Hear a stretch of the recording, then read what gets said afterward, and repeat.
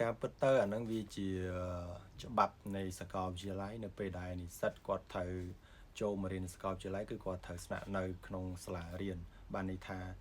ឪពុកម្ដាយអាចចូលក្នុងសាលាបានទេបានតែត្រឹមជូនកូនមកដាក់នៅក្នុងខ្លោងទ្វារសាលាមាត់ច្រកសាលាហើយគឺគាត់ទៅវិញហើយអញ្ចឹងគឺកូននឹងត្រូវអស់វ៉ាលីចូលមកបន្ទប់ខ្លួនឯងអីខ្លួនឯងរៀបចំអីវ៉ាន់រៀបចំអីអញ្ចឹងទៅដាក់ក្នុងបន្ទប់ហើយអាហ្នឹងចំពោះខ្ញុំបរទេសគឺសំណាងហើយមកបន្ទប់4នាក់អីចឹងហើយបើពួកចិនគឺគាត់មកបន្ទប់6នាក់ទៅ8នាក់អាហ្នឹងគឺបើប្រៀបធៀបទៅគឺគាត់ពិបាកជាងពួកខ្ញុំបរទេសទៀតប៉ុន្តែបើពួកខ្ញុំបរទេសមានជំរើស2ទី1គឺខ្ញុំអាចស្នាក់នៅក្នុងសាលាទី2គឺខ្ញុំអាចស្នាក់នៅខាងក្រៅបានន័យថាខ្ញុំជួលនៅខាងក្រៅបើខ្ញុំមានលទ្ធភាពខ្ញុំអាចជួលខុនដូនៅខាងក្រៅអញ្ចឹងទៅម្នាក់ឯងទៅតែបើសិនជាយើងចង់sale យើងអាចរាយគ្នាឬក៏យើងរកគ្នា3នាក់4នាក់យើងអាចជួលខុនដូឬក៏ apartment នៅជិតសាលាអីចឹងទៅអាហ្នឹងតម្លៃវាទៅតាមនឹងយើងអាច share គ្នាអីចឹងទៅប៉ុន្តែបើសិនជាយើងថាយើងនៅក្នុងសាលាខាងសាលាគេចេញលុយថ្លៃដងថ្លៃអីយើងបានប្រាក់ខែមកអាហ្នឹងវាធូរយើងមកកម្រិតអីចឹងទៅបើយើងអាចនៅបានអូខេតែបើយើងថាអត់ទេខ្ញុំមានលុយខ្ញុំចង់ជួលនៅក្រៅម្នាក់ឯងអាហ្នឹងអូខេប្រាក់ខែគេបើកធម្មតាមួយខែ1,000 យន់អីចឹងទៅគាត់ថាយើងត្រូវចំណាយថ្លៃទឹកភ្លើងថ្លៃស៊ីចាយថ្លៃជួលនៅសន្តាគារខាងក្រៅហ្នឹងខ្លួនឯងអាហ្នឹងរបៀបចឹងខ្ញុំទៅគេឲ្យជំរឿនយើង2អាហ្នឹងសម្រាប់បរទេសប៉ុន្តែបើសម្រាប់និស្សិតចិនអាហ្នឹងតាមដែលខ្ញុំដឹងគឺអត់ទេបើថាស្នាក់នៅក្នុងសាលាគឺស្នាក់នៅក្នុងសាលាឲ្យមកបន្ទប់4នាក់6នាក់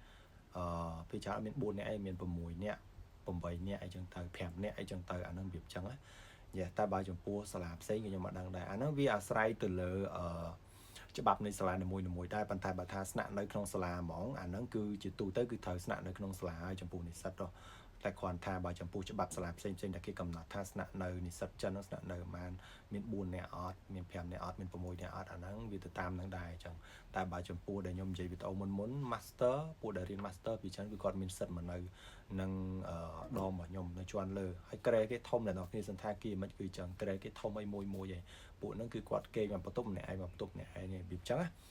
ហើយពេលខ្លះវាអាស្រ័យទៅលើអាហារូបករណ៍ទៀតអាហារូបករណ៍ដល់ពួកខ្ញុំខ្មែរតែអាហារូបករណ៍មកផ្សេងគ្នាអញ្ចឹងទៅ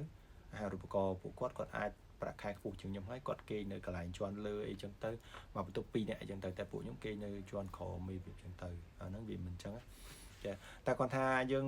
ដំបូងយើងរៀងពិបាកដែរតែដល់ពេលយើងនៅយូរទៅវាស៊ាំជាមួយនឹងបរិបត្តិស្ថានភាពការរស់នៅបែបហ្នឹងអីវាចឹងទៅវា